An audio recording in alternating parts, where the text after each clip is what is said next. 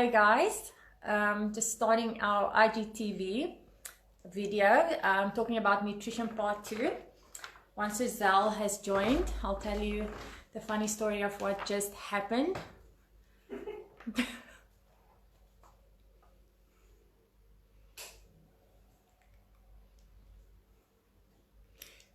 Just to let you all know so long, if you want to see our previous videos that we've made on nutrition and sports psychology, you can go to, I'll post the YouTube link in my stories, or you can go to my Instagram or Giselle's Instagram and we'll actually have the IGTV there. Hi! Hi, how are you? Good, thanks. Okay, so I have to just quickly share with you what happened. So Yeah. I was online. I started my live and I was wondering where you are, and I see people joining. So I have two Instagrams. I have an Instagram for Grutti, and I have my Instagram. And I posted something for Grutti like literally just before our talk, and I'm on there and I'm waiting and I'm starting a conversation, and I'm like, guys, when Giselle joins, we'll talk about nutrition. And then I ended it saying, maybe there's a technical difficulty. I actually ended up doing an IGTV for Grutti. Oh no, because I was wondering, it's like 3 minutes past. I'm like, Mona's never really late. Like, what's going on? That is hilarious. So I started an IGTV for bunnies. For bunnies. She's got a video now. Not that it really shows her, but no. Yeah, that's so funny. At least we've made it. Exactly, yes. Yes. And I was just sharing to everyone right now, we're doing our nutrition part 2 this week. And I was telling them that, if they want to see our previous videos that we've made, we've got it on YouTube, so they can go to Mental Health by Mona to watch the video, or they can go to your Instagram, my Instagram, and, we'll post our IGTVs there for those that, couldn't make our videos today. Yes, so all of our videos we save them, so you can either find them there, my profile, Mona's profile, or her YouTube channel. So even if you guys do miss it live, it's still there for everyone to see. Exactly, yes. I just want to say welcome to everyone. And guys, feel free to ask us questions during our talk. We would love to answer them. And yes, don't be shy. Share with us. Yes, please do. If you guys have any questions, don't feel shy to ask. We're here to answer questions. That's what we want to do. So anything that's bugging you or you want to know of, just comment. Exactly. Awesome. So are you ready to start?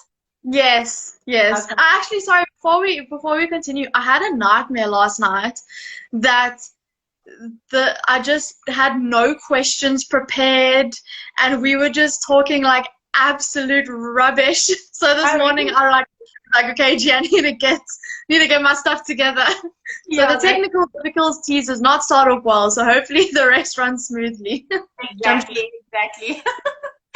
Like I said, I almost would have given nutrition advice to bunny owners. Yeah. our normal people that follow us. Yeah. That's funny.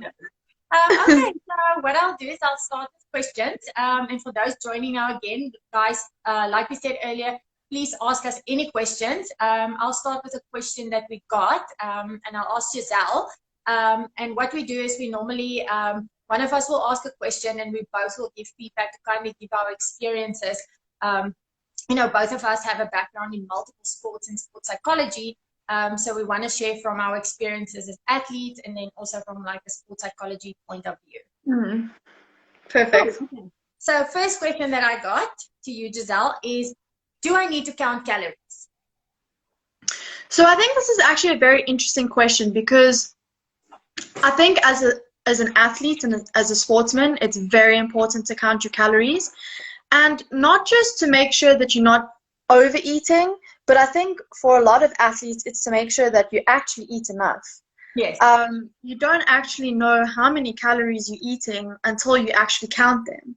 Yeah. So for a lot of the time, that's what food is for athletes. It's fuel. You want to make sure that you eat enough food so you have enough energy to expend, during training, during workouts, during competition time.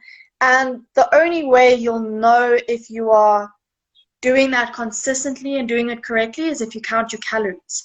So if you are interested in ensuring that you perform very well, I would definitely say count your calories. It's definitely something that needs to be tracked for performance. If you are looking to add weight or lose weight, obviously you have to count your calories. That's the basis of adding or losing weight. You know, losing weight, it means you are eating less calories than you're expending. Adding on weight, it's just the opposite. Maintaining weight, you know, everything's the same. So in that regard, if those are your goals, then I would also definitely say calorie counting is very important there. But I think what's so interesting about it is that even if you're just a person who's looking to have a healthy lifestyle, I would say count your calories for 2 weeks. 2 weeks, just so that you know more or less the calorie content of the food that you're eating. And the reason I say this is because, you know, I've tried it with some of my friends and my family. I suggested that to them, and they just did it for a week or two. And you don't really know what the calorie content of food is unless you educate yourself on it or unless you track it for a while. You know, like you don't really grow up eating eggs on toast and going, I'm eating 200 plus calories. Like you don't think about that unless you make an effort to learn about that. And so what I found with the people I've suggested this to is count your calories for a week or two so that you know the foods that you kind of more or less eating all the time, you know the calorie contents of those foods. So then you can tell yourself like, okay, maybe I shouldn't have this because I'm just overeating there, or, you know, I haven't actually eaten that much today, so I can have this. You know, knowledge is power. It's always good to know these things. There's no harm in knowing it. You're not going to, you know, harm yourself. And I would say after the 2 weeks, you don't have to count them anymore if you don't want to. It's not something you need to consistently keep track of if that's not really relevant to your goals. So I think from a recreational health perspective, count them for a week or two. Get clued up on what you're eating so that you can just make better decisions in the future. But in terms of if you have specific goals like athletic performance, weight loss, weight gain, weight maintenance, I would say that counting your calories is probably important. I don't know. What do you think, Mona? I definitely agree with what you said there. I mean, you gave some really awesome and valid points. And, you know, from an athlete's point of view, like, I can definitely, like, share a story of what happened with me. Until I actually started counting my calories, I never actually knew how much I was under eating. And with, you know, weightlifter, you know, obviously, my protein content is very important. My carb content is very important. Also the fat content, you know, and I actually realized that I was eating or under eating when it came to my protein and when it came to my carbs, which was one of my big fuel sources as a weightlifter. And when it came to my fat sources, I was overeating. And once I actually got that, you know, checked out and I figured out, you know, what is actually the problem, I couldn't even believe how quickly my body changed. My energy was better. My sleep was better. You know, I felt leaner. I looked leaner. I performed better. My weights were moving better. And, you know, that's all from just making a small change. Actually, like you said, now educating yourself. And that's why, like with my athletes, I'm very strict on, you know, making sure that if you guys want to perform better as athletes, you need to follow a meal plan that's going to support you to become a better athlete. You know, just like how you have mental skills training, you have to do physical training, just like all of that, your nutrition also has to be on par. What I do find is like with some of my athletes who come into a new training program, you know, they've come maybe from a background where they didn't really follow any training plans. They maybe come from a background where there's like a lot of stress going on, you know, stress from work, stress at home. So with them, I focus more on training. What we would do is with the nutrition part of things, I won't tell them to count calories, but we will make small changes with their nutrition.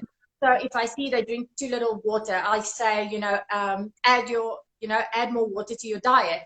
If I see, you know, maybe they're eating way too much sugar, I'll say, you know, maybe cut down on the sugar content or the fast foods and actually just eat whole food, and already just making those small changes made a huge difference. And as I found that they got better in their training plan and, they started to get to a higher level and the body started to like perform with a plan and they had less stress on them, we would then slowly but surely help them to educate them with, counting calories. Because for some people, like counting calories and, tracking and stuff like that is way too much stress. So making small little changes to their diet can make a big difference. But like you said earlier, that if you do want to make a difference in your performance as an athlete, and like I said in our previous talk last week, that I don't think I know a top level athlete that doesn't count their calories, and knows how much nutrition they put into their body.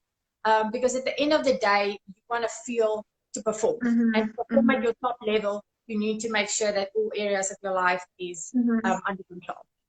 100%. I think, for me, that's the main thing, is making sure I eat enough, because I can guarantee you that if I didn't count my calories, I would undereat every single day. And not on purpose, but it just happens. I mean, if you're an athlete and you eat over 2,000 calories, which, I've seen on your stories that you post, you eat over 2,000, and the same with me, I literally sometimes have to force feed myself to get in the amount of calories. I'll often find that by the end of the day, I'm always a little bit short on my carbs. Where with fat, again, it's so easy to overeat. And to just make sure that I have that balance, and then, realizing that, once I've hit my fat levels for the day, to increase carbs, added rice, things like rice cakes, your healthy carbs. No, definitely. So I think it's a unanimous decision on yes. The answer is yes. Another question we got was, do you always track your macros? Which I think actually falls quite nicely into the calorie question. Yes, definitely. So I haven't always tracked my macros. I track my macros, especially when I am getting close to competition. And when I mean close to competition, I would even start tracking it like 6 months beforehand. I do take breaks in my macro counting, just because sometimes I want to give myself a mental break from not sitting with an app. I generally know what exactly I have to eat during the day because I follow the same eating plan, day in and day out. And I might change like some meals here and there, or if like, we go for dinners or lunches, you kind of have an idea, like you've educated yourself so much that you almost know mentally how big, say, 150 gram steak is, or, 150 gram chicken breast is, or when it comes to your vegetables, or it comes to your rice and stuff like that. So you have an idea. So I actually stick to my plan as close as possible by not following my tracking app that I use. But definitely when I get close to competition, I do track my macros. Like what we said with the previous question, I find that my biggest problem is under eating. And as soon as I stop tracking my macros, I'm that athlete that loses weight. And I lose weight from about 2-3 kilograms under my actual weight category. And I always like training like 2 or 3 kilograms over my weight category. And we used to be in the 63 kilograms before, and now it's changed with the new Olympic qualification as a 64 kilogram category. So I want to ideally train at like 66 body weight. And at the moment, I'm at like 62, around there. So I have quite a bit. I have like 4 kilograms that I want to gain. That's why I've upped my calories quite a lot this last week or 2 weeks now. Just to slowly but surely get my weight back up. And I felt, with the isolation and stuff like that, you tend to fall in a little trap where you continue to train because that was my main goal. But I thought I was eating a lot, and I just kind of didn't track for that time.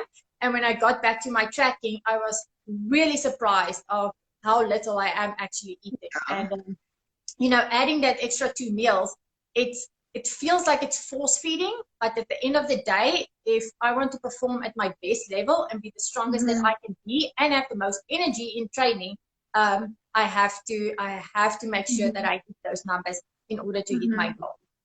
100%. And I think following on what you were saying, you know, I think the calorie portion is the most important. I think that is the thing you need to really get down, and then from there, your macros. Because like you were saying, I experienced the exact same thing as you, where it's so easy to get fats in, and the carbs is not as easy. But you know what? Even if you are 4% under your carbs and 3% over your fats or whatever, as long as you're getting those calories in, that's not a train smash. So yeah, I mean, for me, I track my macros, and but that's just the main thing. I just make sure that every single day I'm at my calories, even if I'm a little bit over, even if I'm like 50 calories over, I'd rather be that than be under. And then for me, then comes the importance of the macros. And honestly, if there is a day where my macros are spot on, I screenshot it and I send it to my coach, because I'm like, this is a miracle. You know, and you know, so it always fluctuates. You know, for me, it's 58% carbs, but on average, if I get like 55, 56% carbs, that's fine. You know, it's not like it's 10% difference. You know, that would make a difference. But I definitely think the calorie counting, you know, is preferred, and then from there track your macros, because it is important. You know, you're talking about the protein intake and the carb intake. You don't want to be eating all these calories and then your fats are just up here, and then your carbs are down here, and your protein is here, and then the next day it's all reversed. And you want to try to keep that consistency as much as possible. So yeah, I also tend to find, sorry to interrupt you, that when I, as an athlete, and I've seen even with my athletes myself that I coach, when their fat intake is way higher than what it's supposed to be, a lot of them feel so lethargic. I mean, a lot of them find that when it comes to weightlifting, you know, having carbs is your main fuel source. And yes, your fats are very important as well. I mean, it's got a lot of benefits, but a lot of them tend to also carry a little bit more body fat. And then as soon as we make that switch, you know, that makes a massive difference. And I also tell my clients, especially when it's like off season, and you know, especially the ones that want to stay strict all the time, like if you have a range between like 5 or 10 grams, I don't know if you can see Gritty there. I can. She just flops on the back, and then I just see her on the screen. Yeah, so I tell them like to have a range between like, you know, if it's 5 under or 5 over, you know, that's 100% fine. You know, it doesn't have to be always 100% to the T that you have to count every single rice grain that goes into your bowl. But if you are as close as you can be, without stressing, you know, obviously when we get close to competitions, things get a lot more dialed in. I mean, even for myself, you know, when it comes to the week before, obviously the main goal, and as weird as that sounds, is you would rather want to get to a position where you're 1 or 2 kilograms over, so that you have as much strength as possible to keep, by just losing like, you know, a little bit of water weight, and then performing at your best level, you know, and then just changing a few little things, and come game day, you feel amazing. I mean, you don't have to starve yourself or anything. And, you know, like we talked with our previous session with weightlifting, you have to, unfortunately, it's a sport where you have to track your body weight. So you do not want to train way too much over, because then at the end of the day, you have to cut weight, and you don't want an athlete to just starve themselves and start cutting out like big meals. And then at the end of the day, like you as a coach, you know, you can't always see them, and performance start to drop, energy tends to drop, injury rate increases. So all of those things are so important. You know, that's kind of why you need to make sure that you feel full, you know, your performance. 100%. Yeah. 100%. Okay, a third question we got. What is the best diet to follow, in your opinion? Okay, firstly, I think you should never follow a diet if the way you look at a diet is that restrictive kind of lifestyle. You want to look at it as that, a lifestyle. And I think I think it honestly depends on who you are, what you prefer, what your body prefers, because everyone's bodies are different as well. You know, someone out there might react better to fats than someone else who might react better to carbs, and it's definitely not a cookie cutter approach where one thing can be applied exactly the same to someone else. So I would say the best lifestyle to follow is definitely one that suits you. In saying that, I'm not saying that if you love takeaways and fried chicken and stuff like that, then you love it, so it's suited to you. Everyone loves fried chicken, Exactly. but it's not good to eat every day. So I would say choose a lifestyle that's best to you, but make sure that your food sources are good. So eat your whole wheat grains, or your potatoes. Eat your good carbs. Eat wholesome, fresh vegetables and fruits. Have your meat, all of that stuff. Don't have processed things, especially often. Hey, Gruty. I think he likes my opinion. She looks quite judgmental, I'm not gonna lie. Eat carrots, I'm sure Gruty eats carrots. So, She loves carrots, her and James. I say to them, eat all the carrots. They are massive carrot fans. oh shame. So, as an example, for instance, my boyfriend and I, we absolutely love the Asian cuisine, and I love the Mediterranean cuisine. And those are just diets, I guess you could say, that go well with my body, and it's things that I enjoy to eat, so I like eating them. But in saying that, we're having, our good fats. We're having the olive oils and the olives, and we have the seeded breads and the fruit and the veg, whatever. For me personally, I prefer to stick to lean meat. But again, that's just me as a person. Someone else, might enjoy eating other types of meat. So I think it's very much choose a lifestyle that follows you, but make sure that the food sources are good, and make sure that certain things are eaten in a balance. Do you know Yes. what I mean? Don't go and eat bread for every single meal, kind of thing. So I don't think there's a best diet to follow. I don't think you should look at something and be like, that's the diet I want to follow.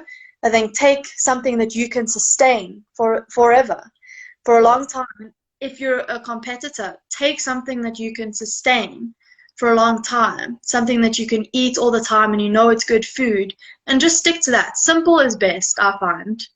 Yeah. It's true. Yeah, I definitely agree again with all your points there. I mean, that's if you follow something that will, fit your goals at the end of the day. If you are an athlete or a working mom or a working dad, then, you need to look at like, what is your lifestyle? What are your goals? What are you working towards? How many days a week are you training? What types of training are you doing?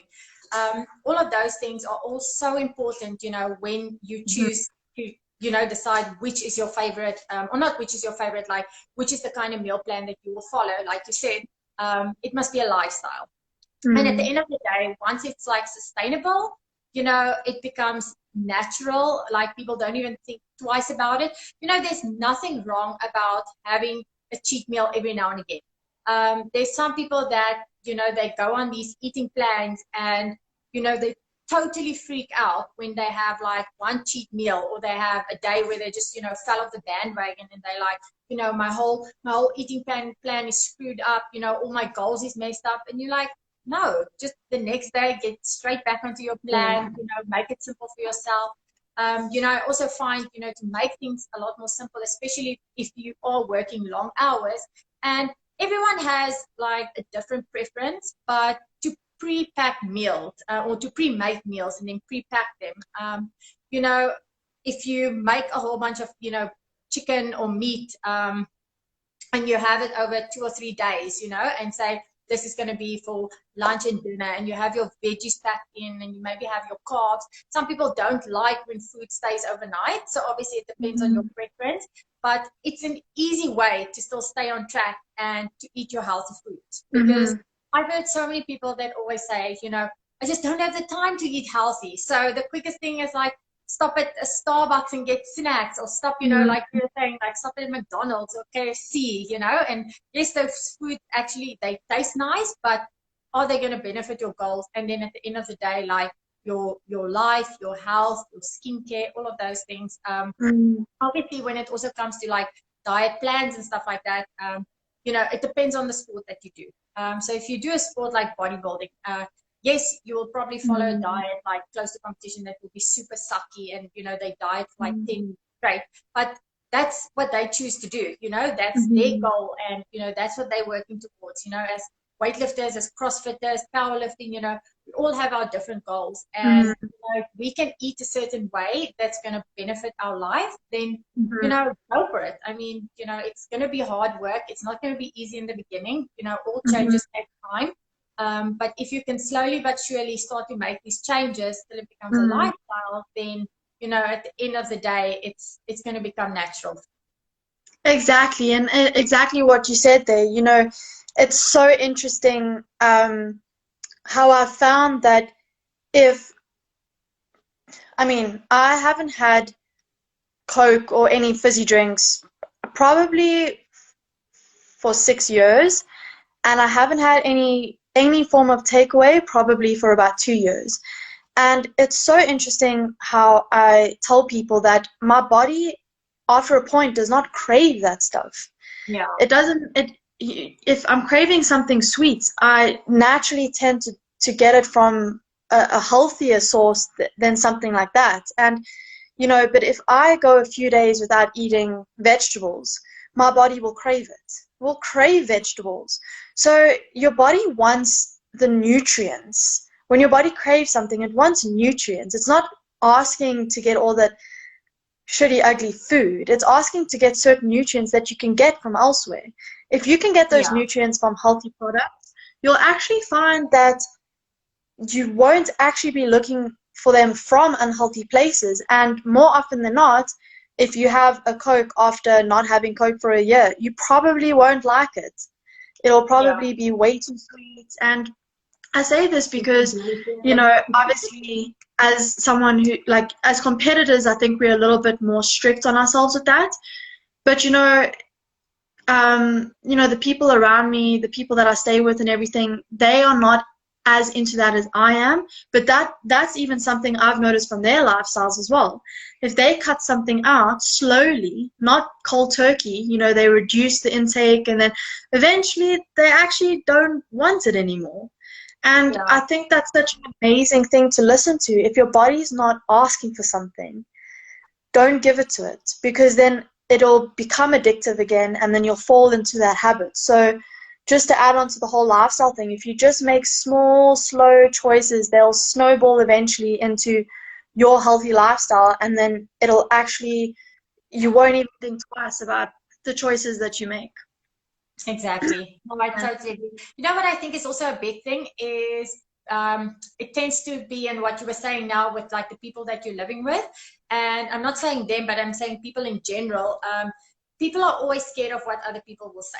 So if you all of a sudden don't go to the restaurants and, drink X amount of alcohol, or, you indulge in like, pizzas and then milkshakes and that kind of stuff, and you're actually trying to, people are like, let loose a little bit, have some fun, why must you always be on an eating plan? I mean, I used to hear people say to me all the time, like, you're not having fun. And I'm like, yes, I am. I don't need, the alcohols or the sweets or the chocolates and that kind of stuff. I've always, I've had my eye on my goal my whole life. And I tend to find like now people are, like the people that I've known many years ago, they are so respectful of that. And they will always say like, if I meet up with them, I go back to South Africa or even in USA, they'll always be like, guys, remember, Mona can't have this or Mona can't have that. And it's, in the beginning it was a joke, but now it's like, they're actually like looking out for me and making sure that if I go with them, that we go to a place where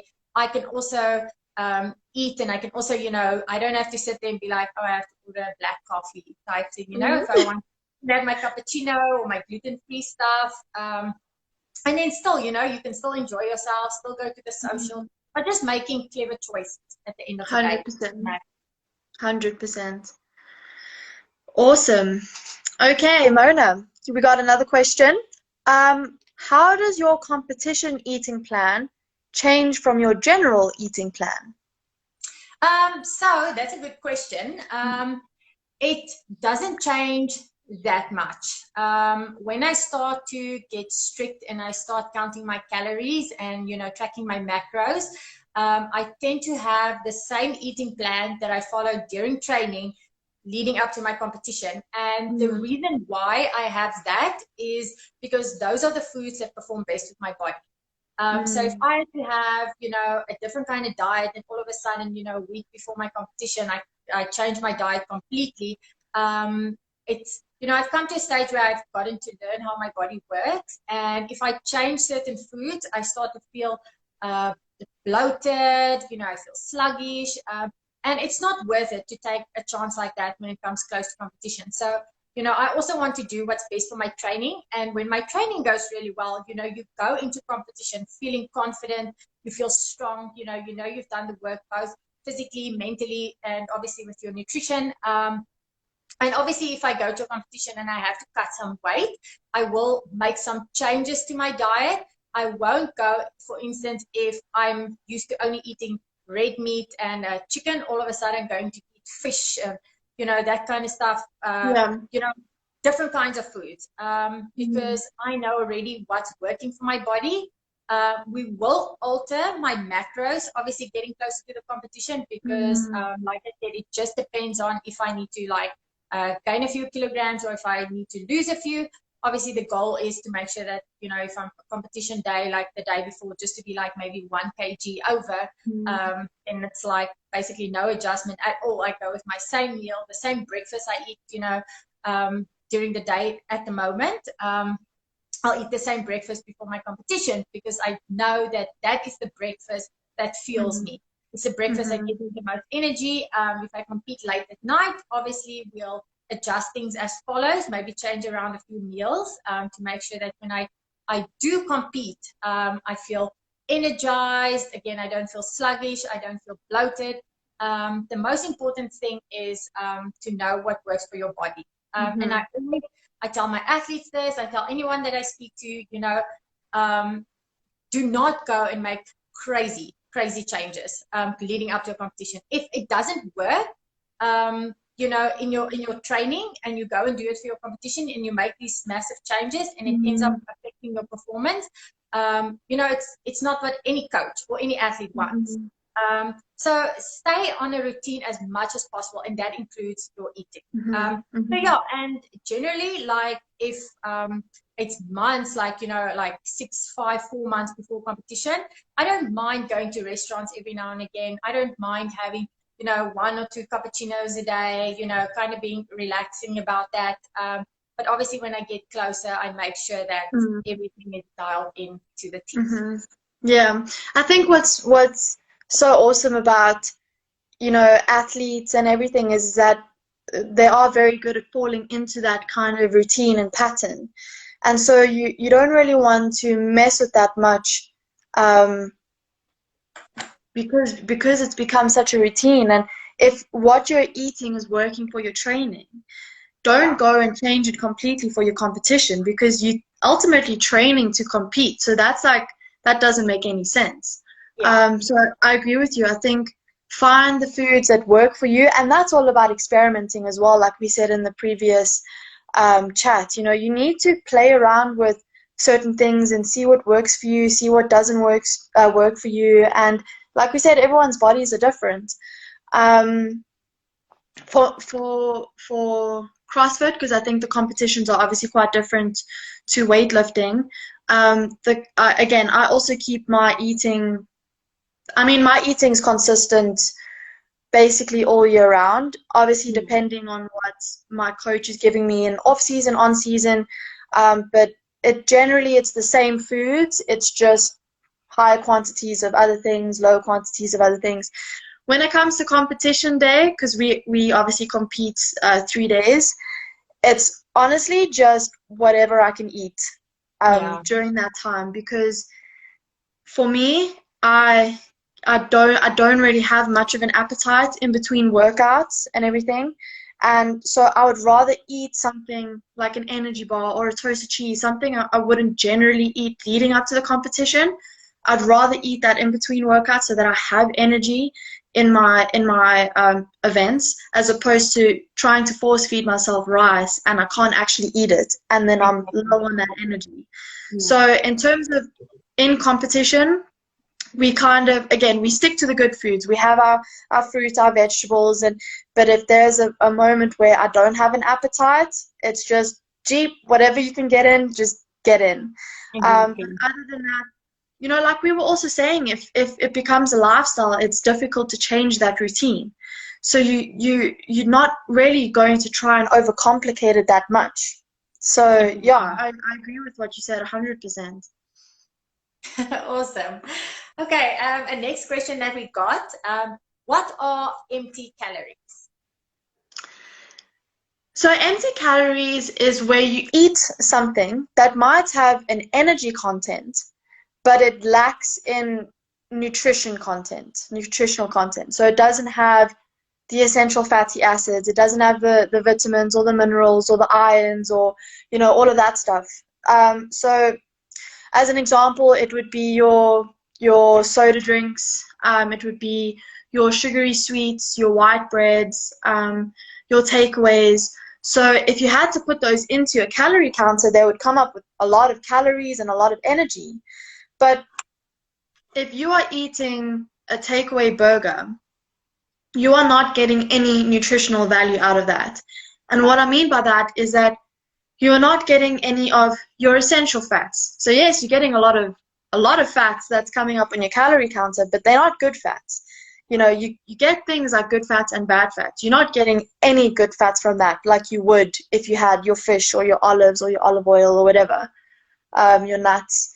And so basically that's what empty calories are. And I think it's so amazing. I think it does come down to an education thing, because you get people out there who every single day they eat empty calorie foods, and they don't know that. They aren't aware that what they're eating doesn't have any nutrients in it. And then people wonder, why am I getting sick? Why do I have this deficiency, that deficiency?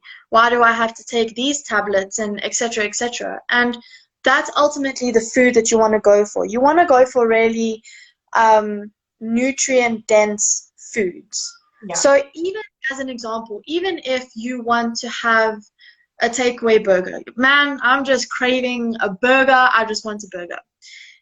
It would be better to make that burger at home and know exactly what's going into that burger, so that you could put ingredients in there that do have some nutrients and good things for you, as opposed to getting it from McDonald's. Because imagine going every single day without eating foods that are actually good for you. Yeah. Not foods that are, this isn't too bad for me. You need to eat foods that are good for you, that are actually giving you something in return. Yeah. And that's basically what empty calories are. They're calories that you're consuming that are giving you no added benefit at all. Exactly. I 100% agree with you. I mean, I just want to also let people know out there, because there's people out there that think empty calories is 0 calories. Then they get it completely wrong. And what you were saying obviously is 100% correct. Empty calories is like you're lacking in nutrients. And like you were saying, then all of a sudden you don't understand, why you're feeling sluggish, why you're getting sick. You're getting no nutrients that is essential to your body. And at the end of the day, that will affect health, wellness, your sleep, your skin, your performance. So you need to make sure that you put nutritious value or nutritional food into your body. And for those people that don't know, like people think, oh, okay, empty calories, 0 calories, it's not eating cucumber and celery and that kind of thing. It's literally, like you were saying, putting McDonald's burgers into your body, fully processed foods, high in sodium, that's just so bad for you. And at the end of the day, I don't understand how people get energy from that. That's why I said make a simple change and actually meal prep. make simple foods. It doesn't have to be difficult. You don't have to make it like extravagant, like, Master Chef type thing. You don't, you can literally make, your chicken breast, your beef, use some spices, your rice, your, cauliflower, potatoes, whatever, and get nutritional foods into your body. 100%. And, just on that point, Mona, like you said, not making the biggest changes in your diet, but one of the things you can do is just, I love this idea so much. People are inherently lazy. We want to save as much energy as we can. We want to be in a homeostasis, right? So make things hard. Fill your kitchen with good food so that if you're craving a Coke or something, you have to actually get into your car and go get it. Do I really want to do that? I'm feeling really lazy. No, let me just grab this water instead. And things like that make it difficult for you to get. And I think, it's the one thing, again, that I've also, told my friends and everyone around me. When you eat something, don't think of it as, oh, this isn't too bad for me. Think of it as, what am I getting out of this piece of food? If I'm eating an apple, what am I getting out of this? Oh, I'm getting all these great vitamins and minerals and fiber and water and everything. Awesome. Yeah. Okay, so it's giving something back to me. If I eat this chocolate, I don't want to be like, it's not too bad for me. What is it giving me? What is it? Is it making me a better person? Is it making me healthier? Is it making me, more adept to achieving my goals and everything? So just little mindset shifts like that, just whenever you pick something up, say, what is this giving me? What is this water giving me in return? So things like that. It's an interesting. I think also, what can help people, if it's not a performance related thing and you want to actually put good food into your body, is to actually have someone that's going to keep you accountable. It could be your husband or your wife, your girlfriend, boyfriend, it doesn't matter. Even the same thing if you have kids. Like you said, if you have awesome foods in your cupboards, those are the foods that they will reach for. If you teach your kids from a small age, eating good, nutritious food, you're not going to get to the age when they're like 12, 13 years old and, they eat nothing but takeaways. They don't want to eat any vegetables unless you have tons of, tea sauce. Exactly. All kinds of sauces and stuff on their cheese. They overload cheese. And it starts like obviously with your family. And if you can try to make small changes and have your family do it with you, it will help so much, because these are the people that are around you all the time. And to have those people do it with you, you won't just make a difference in like your life, but there will be a difference in their life as well. And at the end of the day, your kids grow up healthy, strong. If they get sick, hopefully it will be a small thing to deal with, not because it's due to all the bad foods that they were eating their whole life and they have gut problems, etc. So start them young, get your partners involved. I feel like that's the easiest way to actually, start the ball rolling. It's easy like that. 100%, 100%. Maybe another episode we can actually talk about that more, like different ideas for food and kind of tips on how to eat better. That's a good one. Yeah, definitely. Mona, we are on our last question. We might actually make this before getting kicked off. Oh, no. Yeah, I guess so. I can't actually see how much time we have left, but I think we are safe with time for now. Okay, Mona. What is the most challenging thing about following your macros? I think we've established that fats and carbs is a challenge. Yes, definitely. I think the first thing that's the most difficult when you start, even just, calorie counting in general, it's firstly, if you use an app to get all your foods, to also track maybe your first and second week of you. Like if I had to give this now to a client, for instance, or an athlete, tell them to track their first week on the MyFitnessPal. That's just an app that I use that's easiest, or whatever method of tracking they use. See with the current food how much they are actually eating. Just for them to actually get used to using the new app or the new system of tracking.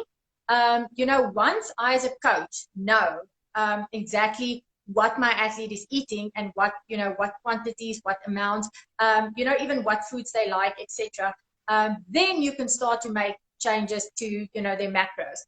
You can say, wow, looking at what you've eaten throughout the week, you're really under eating in your protein. We need to get your protein up. You're overeating on carbs or fats, and, just get it down to the amounts that's actually good for them for their goals.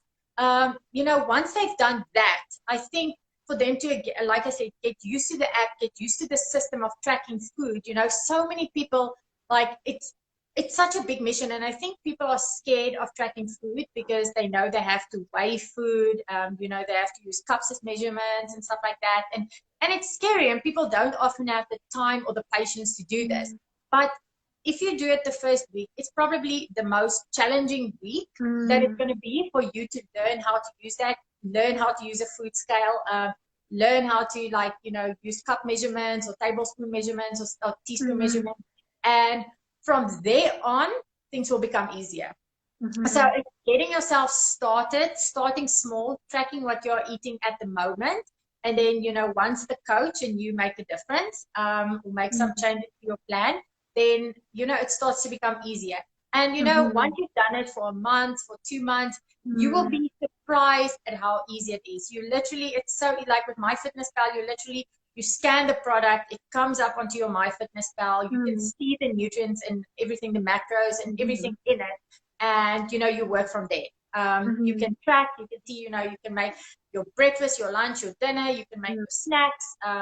So it gives you a whole range of options, and I feel like I've used MyFitnessPal in South Africa, in USA, in Romania, and all the foods that I've scanned comes up there. So it's easy for me nowadays, even though the foods are in Romanian, and sometimes I'll look at MyFitnessPal and I'll be like, I ate this yesterday, but I'm not quite sure what this was. You start to get to learn the Romanian words and the stuff like that. Yeah. I mean, it's tricky. It's tricky for me being in a foreign country where they don't speak my language. And you have to relearn this language and relearn, the types of food that they eat. And so that was a kind of a challenge that I faced coming here to Romania. When USA, South Africa, New Zealand, it's easy to track. I know the English terms, the foods and stuff like that. So it's nice and simple. The most difficult thing is to get started. I would suggest, getting yourself, like I said, an app to which whatever you're going to use, and then get yourself a food scale, and then also some measurement appliances, like cups, like I said, tablespoons, so that if it says 5 grams of almond butter, you don't go and heap an almond butter spoon, and stuff like that, because that's gonna, at the end of the day, make you overeat. So start simple, start small, start with the current foods that you're eating before you just say, I'm now going to start tracking and my coach needs to put me on an eating plan. It's about knowing what foods work for you and stuff like that. So, I 100%. For myself as an athlete and as a coach, those are definitely the challenges I face. I don't know if you face any other challenges that you want to share with the people. Yeah, I think honestly the biggest challenge I face is the fat and the carb thing. But I think again, like once it becomes a habit, it becomes almost strange if you're not tracking what you're eating.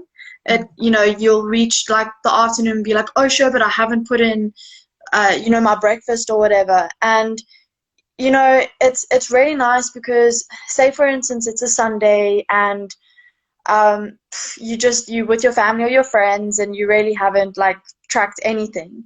You again, because you have that prior knowledge of what the calorie content is for certain foods, you can kind of gauge what you've eaten throughout the day. And so what if you miss a day? Just start again on Monday. And again, when it becomes that habit, it feels weird to not do it. So I would say exactly what you said, like just do it for the first week and just then do it for a second week, then do it for like one day at a time.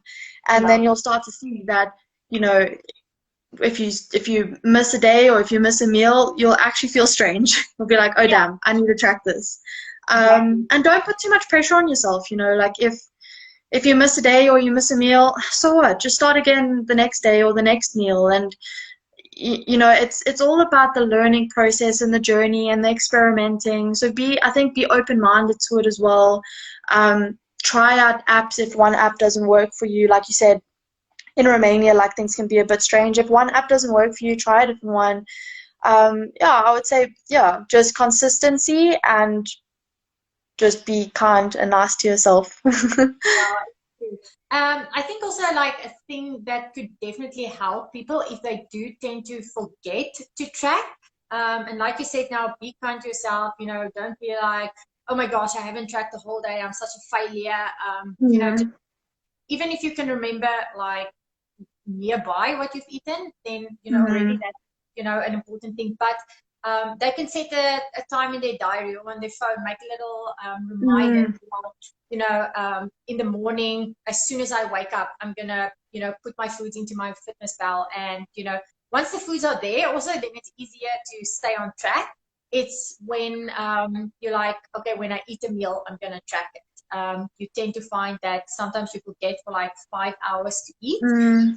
Especially if you do an office job, I tend to find like that's the problem with like my clients that do office jobs is they'll forget to eat. So I'll tell them, you know, set little reminders, you know, have your pre-packed Yeah. meal so that you know when like the 2 o'clock alarm goes off, you know, go and grab your small little meal, warm it, eat it. You can eat it by your desk, nice and Mm-hmm. simple. You know, that's it makes things easier for yourself. Instead of Mm-hmm. just saying, like I said, every meal you go, okay, I'm gonna track X, Mm-hmm. Y, Z. You also don't want to just if you go for a lunch with someone, like pull out your MyFitnessPal and be like, Yeah. okay, this is my what I'm eating, you know, being Yeah. like, Yeah. oh no, I'm having too much fat, you know, I can't have Yeah. this.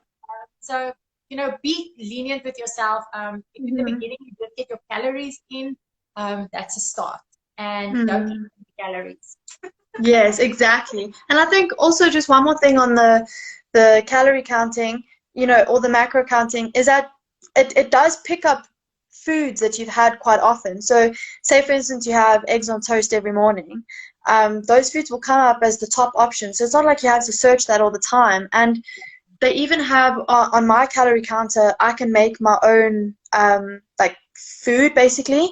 So all those healthy recipe things that I've been baking and everything, I actually just calculate all the calories, the macros, everything, and I put that in. Like one serving would be like one ball or whatever out of 12 balls, and it comes up. So say like for instance today I had the oats and dates oatmeal bar thing that I made. Then I just go into my calorie counter, it's already there. I just click on it and can add that into my calories. So once you start eating the same foods, it makes it so easy for you. Yeah, I agree. The same with like me. Like literally, I go to my previous day. I can just say copy meal, and I copy meal, and it says to today, tomorrow, whatever, and I can copy it for the whole week. You know, for that day, Yeah. and it makes it so much easier. But you're saying Mm. with the your meal plan or your tracker that you use. What is the tracker? What are you using? Maybe you want to share it with. I use Fat Secret, so it's not the best name. I don't understand why they put the word fat in Yeah. in a calorie counter. But my coach likes Fat Secret, so that's I was using my Fitness Pal, and then when I started on my eating plan with him, I started using Fat Secret. So, Yeah. but it's the same. It's the same. I mean, you Yeah. put in something like, say, I put in chicken breast, then it'll come up with all the different brands like Woolworths and Spa and everything. So it's Then the same foods. Yeah. yeah. That's awesome. And that's why, you know, it, like we said in our previous talk also, there is so many trackers that you can use. Find something that works for you. If you, Mm-hmm. you know, if you don't know, play around with a few or, you know, ask your coach. Ask what your Mm-hmm. coach prefers. You know, it could possibly be that your coach would want to see your foods that you eat. So the nice thing also, like I said, with my app is like I can actually see my athletes' food. But if they don't use the MyFitnessPal and they are actually more comfortable with using another app, and I do have clients like that, it's easy, you know, for them to screenshot their, you know, their macros, everything is there, you know, to see the amounts that they eat, you know, what they've eaten, you know, throughout the week. and I just go through it. And that's the simplest way for them.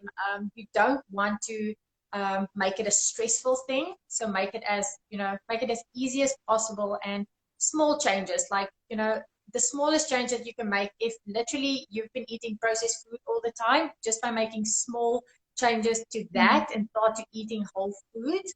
And then later on you're like, okay, now I want to take things seriously. I want to start tracking my macros and calories, etc. Then obviously that's the next step. But don't just go from a position of you haven't trained in 6 months or a year, and you haven't followed any eating plan. Don't just jump straight into it and then after 2 weeks quit. It's stressful to do it, and like I said, small changes, and at the end of the day, it's those small changes that's going to make a big difference at the end. 100%. 100%. We made our first video without getting kicked out. Actually, last week we also didn't get kicked out. So. Oh, that's true. Actually, yeah. Progress. Yeah, and Giselle, I want to say thank you to you again. For sharing from your experiences. And again, guys, for our talks that we have in the future, join in the conversation. Send us questions that you guys want us to answer. It can be beforehand, it can be during our talk, and we'd love to answer it. 100%. Thanks so much for having me, Mona. These make my Sundays. I love chatting to you. Awesome. But you must have a nice day further, and then we'll Thank chat you. soon. Awesome. Thank you, Mona. Chat later. Bye. Bye.